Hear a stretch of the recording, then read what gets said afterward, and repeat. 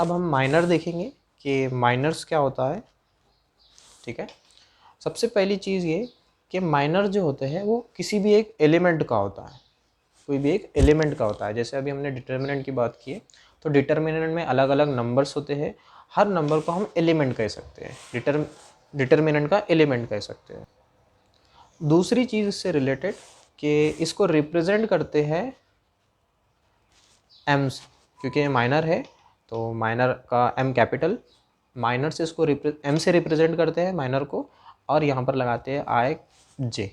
ठीक है, यहाँ पर आई जो है तो वो रो रिप्रेजेंट कर रहा है, और जे जो है तो वो कॉलम रिप्रेजेंट कर रहा है।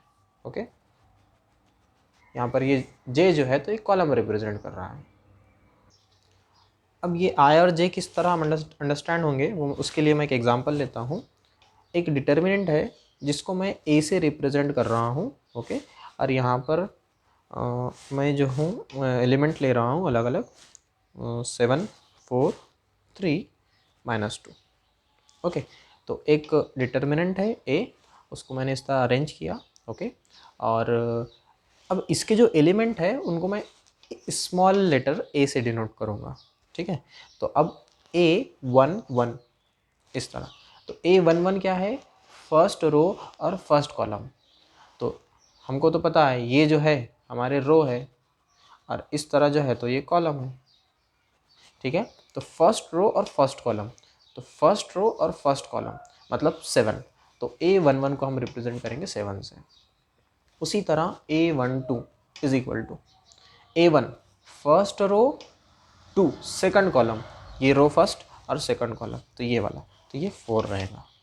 ठीक है, उसी तरह A21 सेकंड रो मतलब पहली रो दूसरी रो, इस तरह हम नीचे शिफ्ट हो जाएंगे, और फर्स्ट कॉलम, तो फर्स्ट कॉलम में है ही हम, तो ये 3 हो जाएंगे।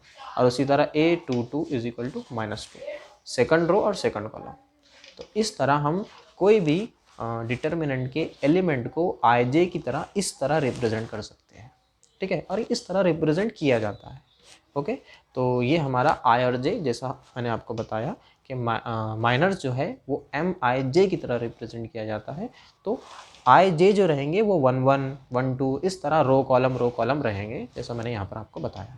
ओके, तो अब हम देखते हैं कि 2 क्रॉस 2 इज डिटर्मिनेंट के लिए माइनर क्या होता है।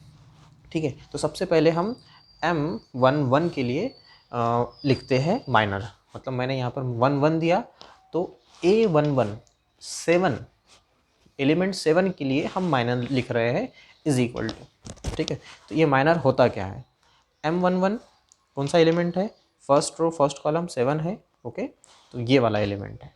ठीक है, तो आपको ये कॉलम छोड़ देना है, ये रो छोड़ देना है, फिर जो एलिमेंट बच गया वो इस 7 का माइनर रहेगा, मतलब -2 इसका आंसर है। ठीक है, एक बार फिर से रिपीट करता हूँ कि M11 माइनर ऑफ एलिमेंट 1 1, तो 1 1 एलिमेंट कौन सा है 7। ओके, आप यहाँ भी देख सकते हैं या फिर डायरेक्ट हम यहाँ पर आते हैं। ओके, तो 1 1 एलिमेंट कौन सा है, ये वाला एलिमेंट है, ये वाला एलिमेंट है, तो ये वाले कॉलम हम छोड़ देते हैं, ये वाला रो हम छोड़ देते हैं, जो एलिमेंट बच गया वो इस 7 एलिमेंट का माइनर रहेगा, तो -2। उसी तरह M12 is equal to first 1 2 है, फर्स्ट रो सेकंड कॉलम 4, तो इसका हम माइनर निकालना चाहते हैं, तो इसका माइनर क्या है, ये कॉलम छोड़ दो, ये रो छोड़ दो, क्या बचा 3, तो ये आ जाएगा आंसर 3। ठीक है, उसी तरह M21 is equal to second row है और फर्स्ट कॉलम है। ओके, तो इसका हमको माइनर निकालना है, मतलब 3 का, तो ये कॉलम छोड़ दो, ये रो छोड़ दो, क्या बचा 4, तो ये 4। उसी तरह M22 इज इक्वल टू आ जाएगा -2, ये रो ये कॉलम छोड़ दो 7। तो इस तरह हमने 2 क्रॉस 2 मतलब 2 रो और 2 कॉलम वाले डिटर्मिनेंट के माइनर्स किस तरह कैलकुलेट करते हैं वो देखें। ओके, अब हम 3 क्रॉस 3 में जाते हैं, 3 क्रॉस 3 डिटर्मिनेंट लेते हैं और उसमें माइनर किस तरह निकालते हैं वो देखते हैं। ओके, तो एक हम 3 क्रॉस 3 डिटर्मिनेंट चूज करते हैं। ओके, 3 -4 5 1 1 -2 2 3 -1। मैं ये नंबर रैंडमली ले रहा हूँ, कोई इसका सीक्वेंस नहीं है, हम कोई भी नंबर ले रहे हैं सिर्फ अंडरस्टैंडिंग के लिए। ओके, अब हम इसके सबसे पहले एलिमेंट ले लेते हैं कि इसके एलिमेंट कौन कौन से हैं, मतलब हम किस एलिमेंट को कैसा रिप्रेजेंट करेंगे। तो फिर से हम इस डिटर्मिनेंट को ए बोल दें अगर, तो इसके एलिमेंट जो रहेंगे वो स्मॉल ए से रिप्रेजेंट करेंगे, और फर्स्ट रो फर्स्ट कॉलम ये पहला एलिमेंट हम लिखते हैं। Okay, first row first column कौन सा रहेगा, फर्स्ट रो फर्स्ट कॉलम मतलब 3। 1 2 A12 क्या रहेगा, फर्स्ट रो सेकंड कॉलम -4। उसके बाद A13 is equal to first row third column, तो ये 5।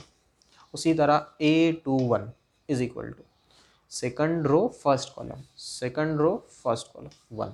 इसी तरह हम बाकी के भी लिख सकते हैं। ओके, इसी तरह हम बाकी के भी लिख सकते हैं। रैंडमली अगर मैं पूछ लूँ आपको A23 इज इक्वल टू, ये कौन सा एलिमेंट रहेगा, तो second row third column, second row third column -2। इस तरह हमको आना चाहिए ये। ओके, चलो अब हमको माइनर देखना है इसका, माइनर। ठीक है, पहला एलिमेंट हम चूज़ करते हैं M11। भाई हमको M11 जो है एलिमेंट का माइनर है, A11 एलिमेंट का हमको माइनर निकालना है, मतलब 11 ये 3। ओके, इस एलिमेंट का हमको माइनर निकालना है। तो जिस तरह हमने 2 क्रॉस 2 में किया उसी तरह यहाँ पर भी करेंगे कि इस कॉलम को और इस रो को छोड़ देंगे। ठीक है, और उसके सामने क्या बचा फिर ये, जबकि 2 क्रॉस 2 में सिर्फ एक ही नंबर था, लेकिन यहाँ पर जो है तो 4 नंबर है, तो फिर इसका माइनर रहेगा इन चारों का डिटर्मिनेंट। मतलब क्या, M11 is equal to determinant of 1 3 -2 -1। Okay, इस तरह जो है तो हम इसका डिटर्मिनेंट निकालेंगे। क्या किया हमने, एक बार रिपीट करता हूँ मैं फिर से, कि हमको A11 एलिमेंट का माइनर्स निकालना था। ओके, तो A11 एलिमेंट पे हम गए, वो 3 है, वो कॉलम हमने मिस कर दिया, वो रो हमने छोड़ दी, वो कॉलम हमने छोड़ दिया, जो कुछ बचे 4 एलिमेंट उनका डिटर्मिनेंट निकाल रहे हैं। फिर इनका डिटर्मिनेंट तो हमको आता ही है, 2 क्रॉस 2 अभी हमने सॉल्व किया इससे पहले के लेक्चर में।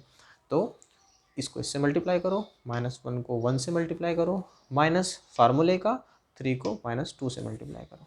ओके, 3 को -2 से, कोई फ़र्क नहीं पड़ता है -2 को 3 से करो या 3 को -2 से करो, मल्टीप्लिकेशन एसोसिएटिव होती है, मतलब AB is equal to BA होता है। ओके, तो -1 को 1 से मल्टीप्लाई करो, -1 माइनस माइनस प्लस हो जाएगा, तो 3 2 6 इज इक्वल टू 5। तो फिर M11 हमको मिल गया 5। तो ये जो एलिमेंट था 11, उसका हमने माइनर कैलकुलेट किया। ठीक है, इसी तरह हम कोई भी रैंडमली एलिमेंट चूज़ करते हैं और उसका माइनर कैलकुलेट करते हैं। ओके, तो हम लेते हैं M32 इज इक्वल टू, तो 32 है, तो सबसे पहले हम यहाँ एलिमेंट पे चले जाते हैं। तो M32 third row second column, तो थर्ड रो पे आते हैं, first row second row third row, third row है, और second column first column second column, तो मतलब ये वाला एलिमेंट। ठीक है, थर्ड रो सेकंड कॉलम, तो ये वाला एलिमेंट। ओके, अब ये रो हमको मिस कर देना है, ये कॉलम हमको मिस कर देना है, जो 4 एलिमेंट बचे उनका डिटर्मिनेंट निकालना है।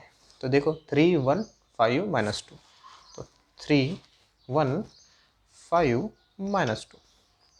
ठीक है, ये इसका माइनर हो जाएगा। अब इसको हम सॉल्व करते हैं। 3 को -2 से मल्टीप्लाई करो, -5 को 1 से मल्टीप्लाई करो। Okay, -6 -5 is equal to -11। तो इस तरह हमको M32 का माइनर मिल गया। ओके, तो आपको इस तरह बाकी के सारे एलिमेंट सॉल्व करने हैं। ठीक है, तो आपको सॉल्व करना है M12, M13, M21, उसके बाद M22, M31, M32, sorry M32 तो हमने सॉल्व कर लिया है, M33, ये सारे आपको माइनर्स कैलकुलेट करने हैं।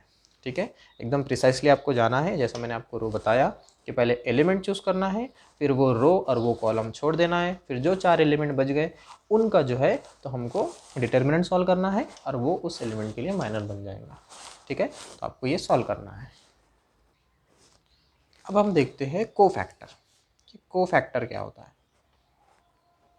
ठीक है, तो जैसा मैंने आपको इस माइनर्स के बारे में बताया था, वहाँ पर यहाँ पर भी वही है कि ये किसी भी एलिमेंट से रिलेटेड होता है, या फिर कोफैक्टर जो निकलता है वो किसी भी एलिमेंट का होता है। ठीक है, उसके बाद दूसरा पॉइंट ये कि इसको जो रिप्रेजेंट करते हैं हम, इसको जो रिप्रेजेंट करते हैं वो CIJ, जिस तरह माइनर को MIJ से करते हैं उसी तरह को फैक्टर को CIJ से रिप्रेजेंट करते हैं। ओके, उसके बाद इसको हम किस तरह कैलकुलेट करते हैं, तो इसका एक फार्मूला है। तो CIJ equal to -1 to the power I plus J into MIJ। ठीक है, ये इसका फार्मूला है, इसको मैं आपको एक्सप्लेन करता हूँ। ठीक है, तो IJ तो हमको पता ही है कि I रो होती है और J कॉलम होता है। ओके, उसके बाद MIJ, अभी जो हमने माइनर निकाला है वही यहाँ पर माइनर हमको लिखना है। तो अगर मैं एक एग्जांपल लूँ, पहला एग्जांपल लूँ कि C11 हमको क्या कैलकुलेट करना है, cofactor of 1 element is equal to, इस फार्मूले के मुताबिक क्या होगा, ये फार्मूले को हम थोड़ा हाईलाइट कर देते हैं ताकि हमारे फोकस रहे कि C11, तो हमको इसका फार्मूला क्या है, I और J दोनों की जगह पे 1 है, तो ये -1 का पावर 1 प्लस 1, और यहाँ पर IJ की जगह पे आ जाएगा M11। ओके, चलो इसको मैं कट ही कर देता हूँ, M11। Okay, is equal to -1 to the power 1 plus 1, -1 to the power 1 plus 1 मतलब 2, और M11 अभी हमने ऊपर सॉल्व किया, M11 अगर हम इसके लिए देखें तो M11 हमारा आया था 5। ओके, तो हम M11 की वैल्यू यहाँ पर पुट करते हैं 5। ठीक है, तो -1 टू द पावर 2, ये हो जाएगा 1 इंटू 5 इज इक्वल टू 5।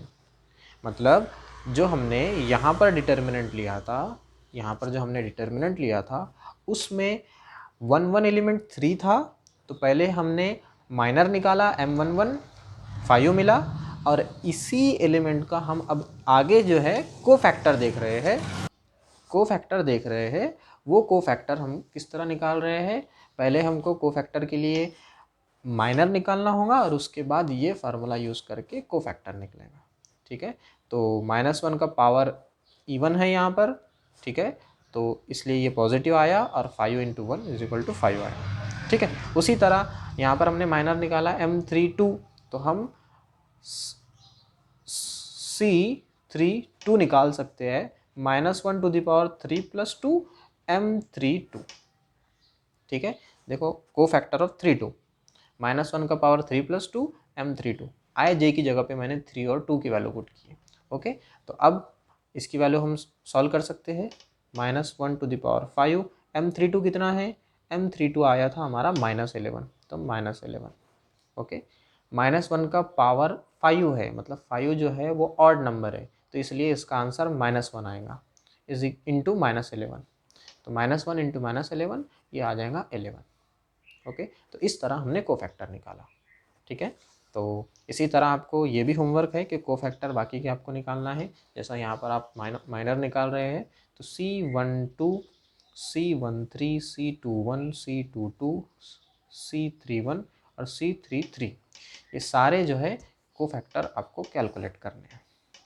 ठीक है, कुछ नहीं है इसमें, सिर्फ आपको -1 का पावर I प्लस J करना है और उस करस्पॉन्डिंग माइनर से उसको मल्टीप्लाई करना है। ठीक है, तो इसकी मदद से आप जो है को फैक्टर भी निकाल सकते हैं किसी भी एलिमेंट का डिटर्मिनेंट के, किसी भी डिटर्मिनेंट के लिए।